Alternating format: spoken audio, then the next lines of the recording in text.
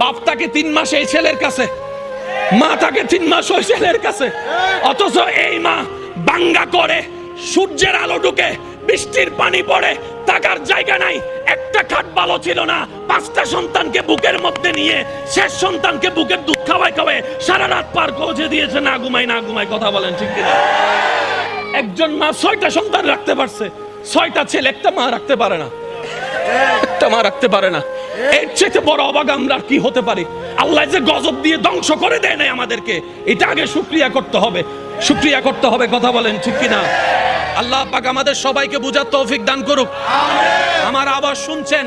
এমন কোন সন্তান যদি থাকেন মাকে বাগবটরার মধ্যে লাগাই দিয়েছেন, আমার যদি কথা শুনছেন, এমন যদি আমার ভাই বোন যদি থাকেন মা বাবার সেবা করার সুযোগ ছিল, কোনো রাগ করে করতে পারেন নাই, আমার দিকে তাকাই হলো, আমি ভাইয়ের কথা রাখার জন্য হলো, মায়ের পায়ে ধরে ক্ষমা চাওয়া শুরু করেন, বাবার পা ধরে ক্ষমা চাওয়া শুরু করেন। মনে রাখবেন, এদিকে মা বাবা আপনার উপর খুশি হয়ে যাবে, রব আপনাকে কবুল করে নিয়ে যাবে। জান্নাত পাওয়া সহজ, আমরা কঠিন বানাই ফেলেছি। এখানে সংসারে টাকা কামাই এমন ভাই আছে না? হাত তোলার দরকার নাই, আছে না? যাদের মা আছে এমনও আছে না? বাবা আছে, আছে না?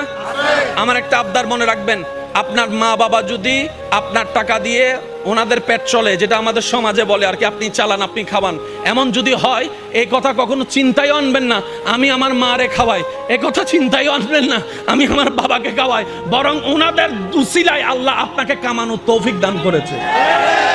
মনে রাখবেন, মা বাবার জন্য প্রতি মাসে আপনার সামর্থ্য অনুযায়ী কিছু খরচ রেখে দিবেন। জোরে জোরে জোরে।